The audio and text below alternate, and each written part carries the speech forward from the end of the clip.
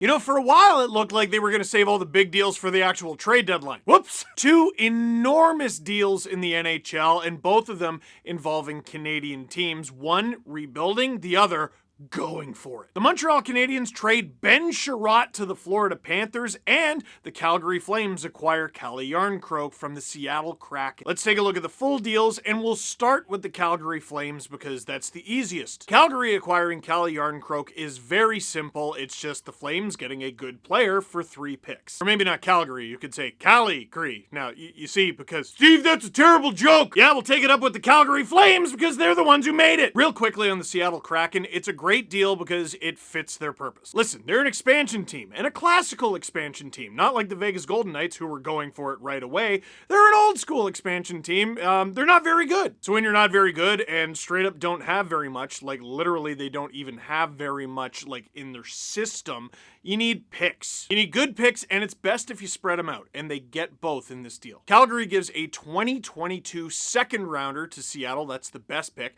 Ironically, the pick originally belonged to the Florida Panthers. How did Calgary get it?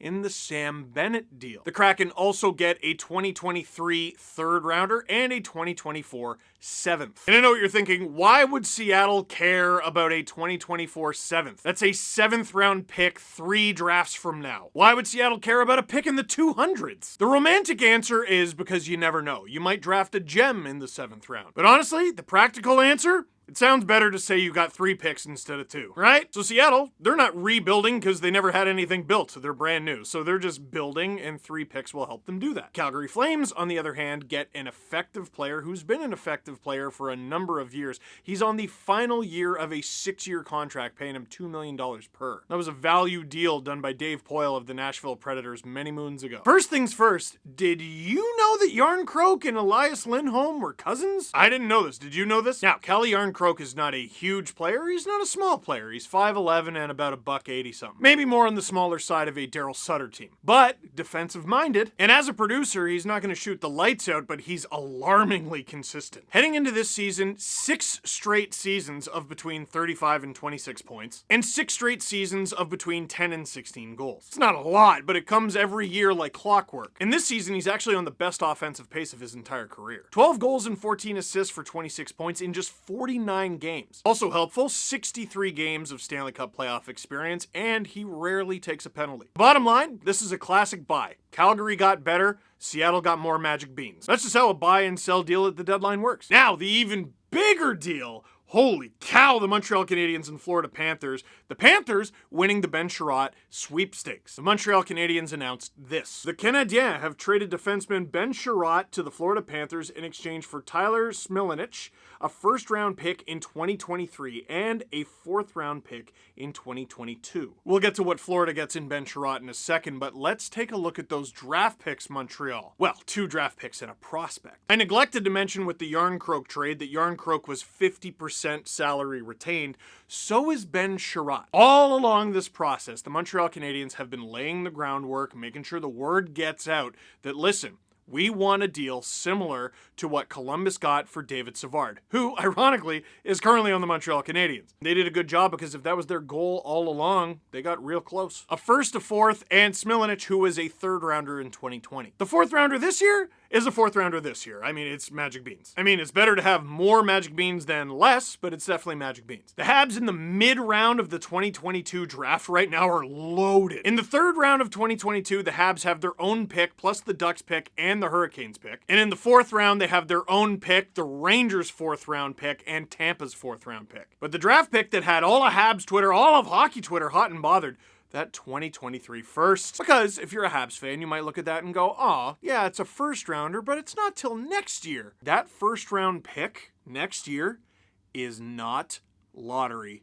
protected. It's not anything protected. That is wild from the Florida Panthers. What's the Florida Panthers? What do they have to worry about? They have to worry about playing hockey. Habs were in the Stanley Cup final last year. You seen what's happened to them? Anything could happen. Florida Panthers could win the Stanley Cup this year, and it doesn't guarantee them a thing next year. If the Panthers somehow fall off a cliff and turn into a pumpkin next season, they could be throwing this draft pick into the lottery, and it could potentially be 3rd, 2nd, or 1st overall. Now, what's the likelihood of that happening? Low. It's greater than zero. Listen, this stuff used to happen all the time, but in 2022, trading an unprotected first over a year ahead of time, scandalous. I love it. I'm just going to throw this out there. I'm going to put it into the universe. Imagine if part of the return for Ben Chiarot is Connor Bedard. Yeah.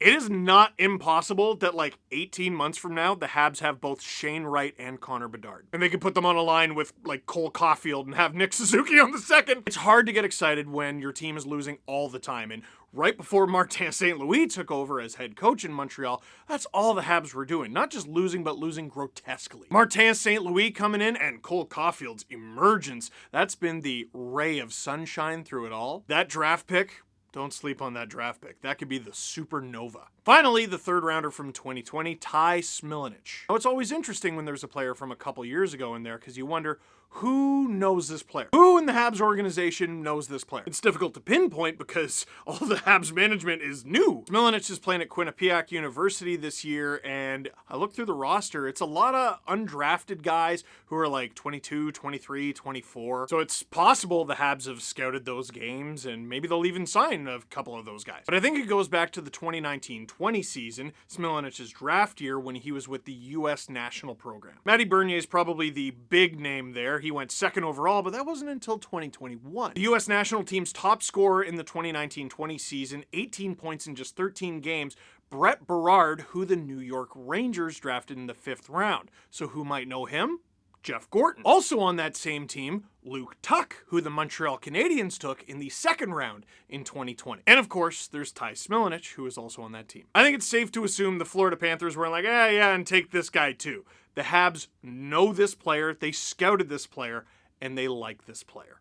That's why they got him. Now, Ben Chiarot on the Florida Panthers, I gotta say, is exciting. Listen, the conversation with Ben Chiarot is so binary. Listen, analytically, he sucks. He sucks. All his numbers, like all the player cards, everything available out there on Twitter, they're bad. They're all bad. They say he's bad. That's not even me being mean. That's what all the numbers say. The cold numbers, the emotionless numbers. That's just a fact. Here's another fact. Hockey people love him. This dude just fetched a 4th round pick, a prospect who was picked in the 3rd round, and an unprotected first in the year 2022. Not that the first is in 2023, but it happened in 2022. You understand? Ben Chiarot plays a big bruising style, and he's actually a decent goal scorer for a defenseman. He can play the left and the right side, but again, the analytics. Ah, yes, you can take all the regular season analytics you want. He's good in the playoffs. It's true. It's true. The sport of hockey changes entirely once the Stanley Cup playoffs begin.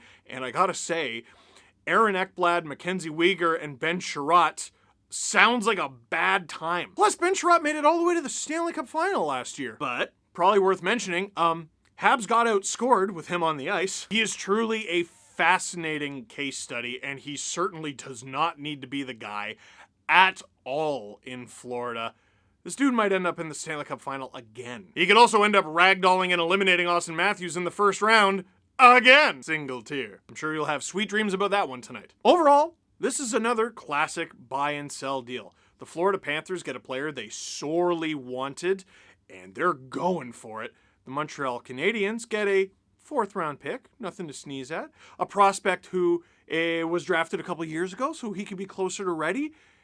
And that 1st round pick next year that could be a grand slam. Heck, even if it isn't a grand slam, it's a pick in the first 32, which is pretty good. So let me ask you, for both deals, the Seattle Calgary deal and for the Montreal Florida deal, how do you think all 4 teams did? Do you see a clear winner and do you see a clear loser? Leave a comment in the comment box down below. So, lots going on and lots still to come. That is it for this one. Thank you very much for watching. Click like if you like this video. Click subscribe unless you're a silly goose, because there's going to be a ton of trades over the next few days. Tell all your friends. It's about to get a little weird.